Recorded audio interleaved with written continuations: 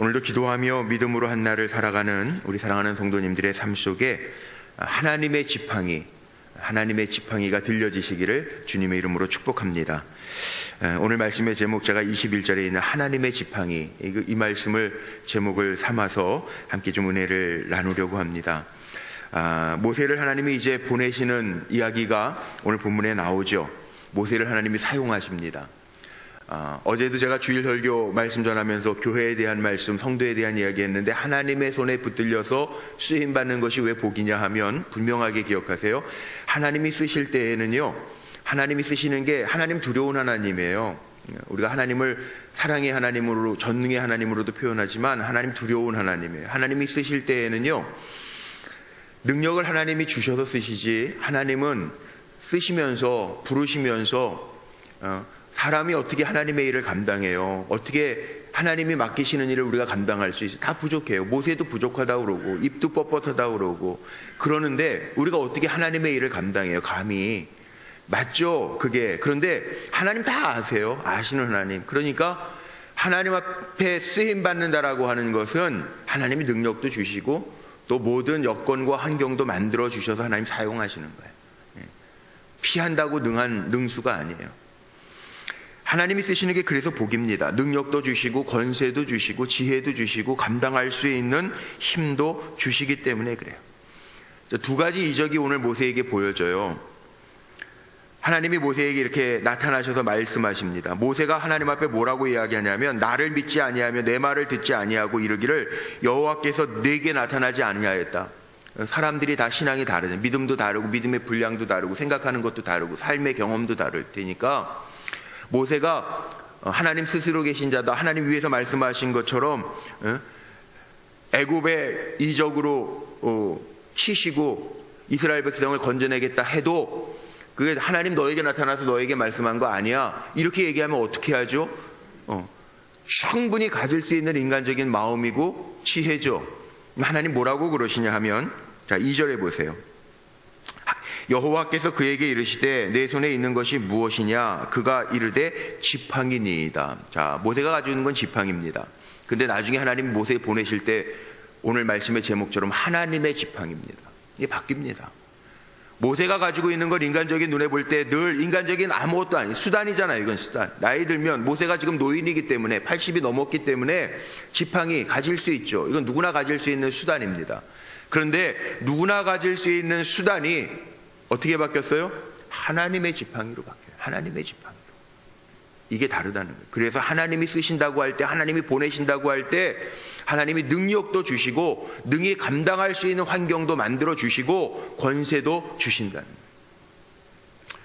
근데 믿거나 믿지 아니하는 건 어쩔 수가 없어요. 그건 믿음의 분량이기 때문에 그걸 다 하라고 그럴 수는 없어요. 그런데 하나님이 그래도 더 능력을 주시는 거예요. 그 지팡이를 가지고 역사하시죠. 어떻게 역사하십니까?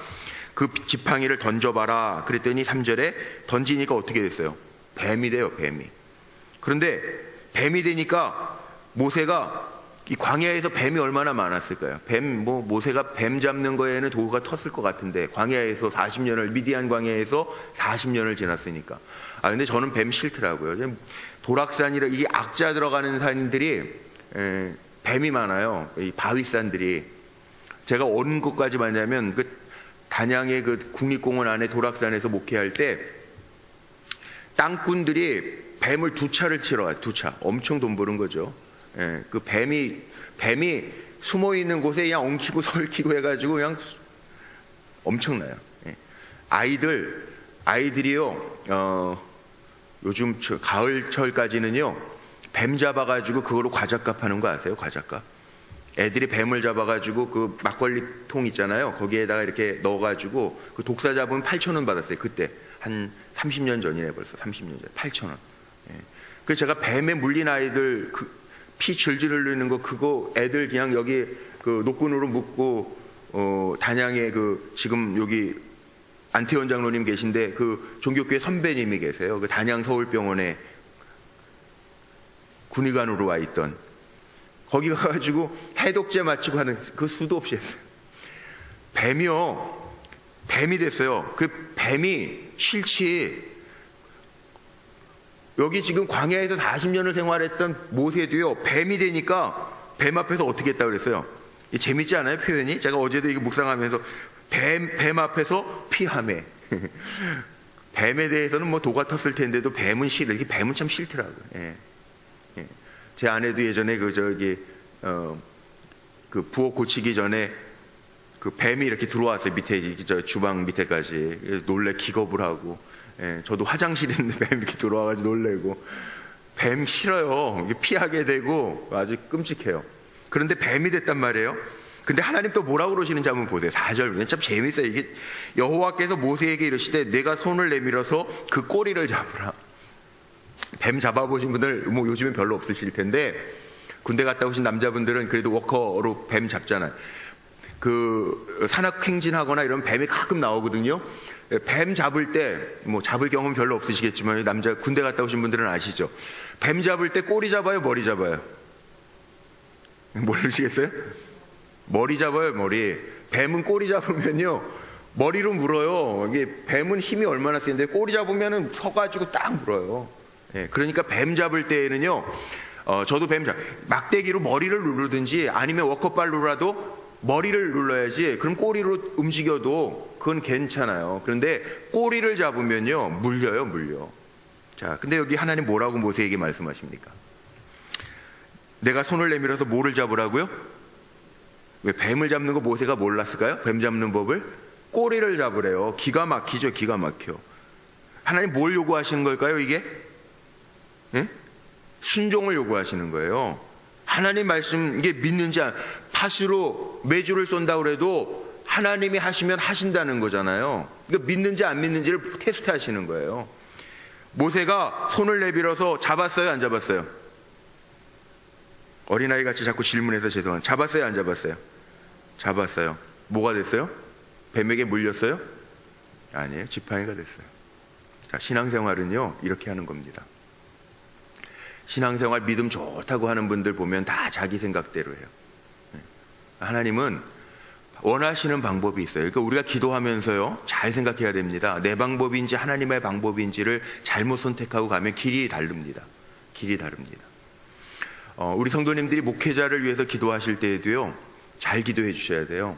이 목회자가 똑똑해서 목회하는 것보다 하나님의 방법을 따라서 목회하는 방법이 맞습니다. 그러니까 목회자를 위해서 기도하실 때에도 하나님의 방법을 찾게 해주세요. 그렇게 기도해 주셔야 돼요. 하나님의 방법을 잘 찾아 나가야지 되는 거예요. 지도자가 얼마나 중요한데요. 그래서 뭐 믿음의 분량은 다 다를 수밖에 없어요. 그거 가지고 뭐라고 그럴 수는 없지만, 그러나 잘해야 되겠죠. 예, 잘 자라야 되겠죠. 하나님 모세를 쓰실 때에도 그렇게 쓰시는 거예요. 하나님의 방법인데 모세는 하나님의 방법대로 지금 순종을 해요. 꼬리 잡는 법이 어디 있어요? 뱀 잡는데. 제가 그래서 계속 질문하는 거예요. 순종을 보시는 거예요. 하나님의 방법대로 하고 있는 거예요. 지금 하나님의 일을 하는 거잖아요. 하나님의 일을 하는데 사람의 방법대로 하면 하나님이 진노하세요. 그래서 하나님이 심지어는 오늘 말씀 속에 보면요, 어떻게 하시는지 아세요? 이 기가 막힌 얘기가 나옵니다. 24절 보세요. 모세가 길을 가다가 숙소에 있을 때 여호와께서 그를 만나사 그를 죽이려 하신지라. 이게 무슨 말이야? 모세 지금 하나님이 80년 동안 기다리셨고 지금 이스라엘 민족을 위하여 준비한 모세를 지금 사람들 이드로에게까지도 얘기해가지고 지금 애굽으로 돌아가고 하나님의 지팡이까지 들려주셨는데 왜 끝부분에 가서 24절에 보니까 모세가 길을 가다가 숙소에서 여호와를 만나사 그를 죽이려 하신, 하나님 왜 죽이려 하셔요? 여태까지 왜 그랬을까요? 자, 25절 보세요. 그의 아내 시보라가 돌칼을 가져다가 그의 아들의 표피를 베어 자기 발에 갖다 대며 이르되 당신은 나에게 피난편이로다 하니 여호와께서 그를 놓아주시니라. 그때에 시보라가 피난편이라 함은 뭐 때문이라? 예. 자, 모세가 우리 출애굽기 1장에서 보면서 히브리 산파들이 살려준 아이죠. 어머니 요게벳이 나일강에 띄어보냈죠. 모세의 혈통은 뭡니까? 어려워요? 히브리인이에요. 하나님이 아브라함하고 언약을 맺으실 때 어떻게 하라고 그랬어요? 할례 언약이 있어요. 할례 언약. 하나님의 백성이라고 하는 구별된 언약이 있어요.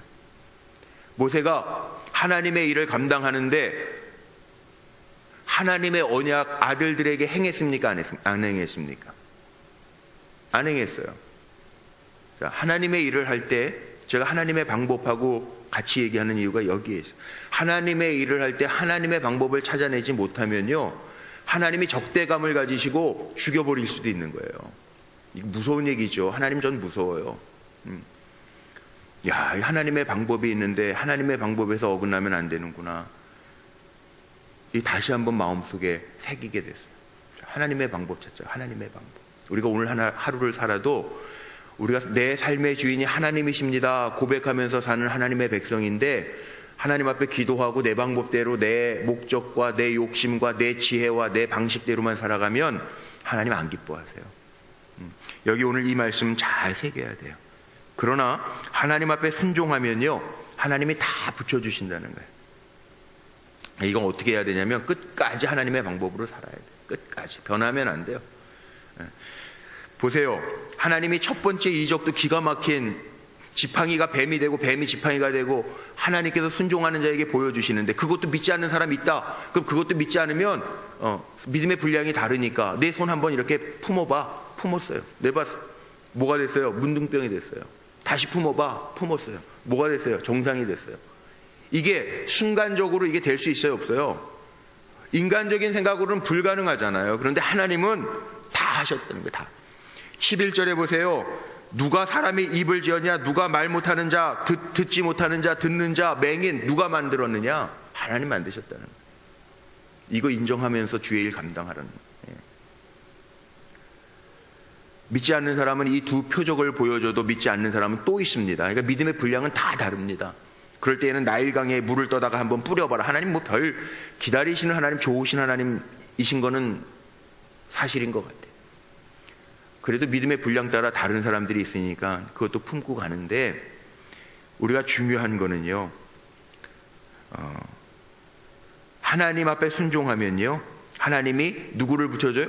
아론도 붙여주실 뿐만 아니라 하나님이 아론에게도 27절에 보면 야, 모세 이제 오니까 네가 가서 맞으러 가. 다 만나게도 해주시고요. 모세는 아론의 동생이에요. 그런데 하나님이 권세를 줬던, 지도력을 줬던 모세에게는요, 16절 마지막에 보세요.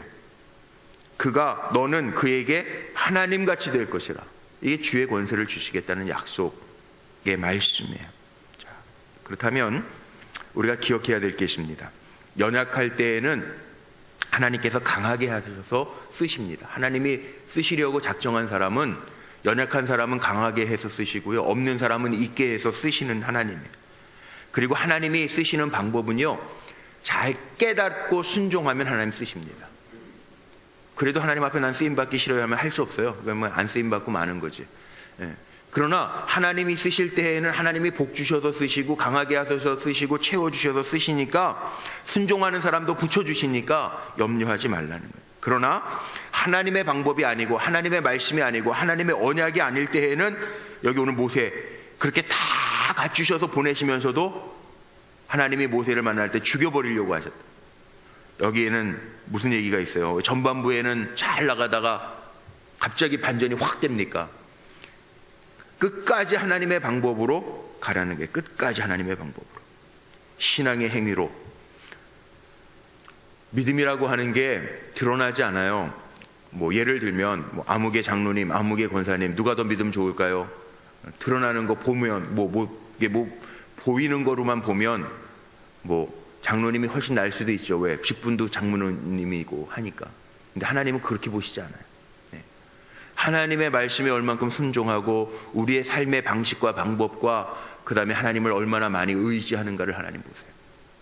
하나님은 잘난 사람을 쓰시는 게 아니라, 많이 배운 사람을 쓰시는 게 아니라, 자기 확신이 강한 사람을 쓰시는 것이 아니라, 자기의 연약함을 알고 하나님을 의지하는 사람을 하나님은 쓰세요. 성경에 보니까 다 하나님 그런 사람들 쓰셨어요. 그래서 우리가 기억해야 돼요. 주님의 일꾼은요, 누가 책임져 주신다? 결론. 주의 일꾼은 누가 책임져 주신다? 하나님 책임져 주세요.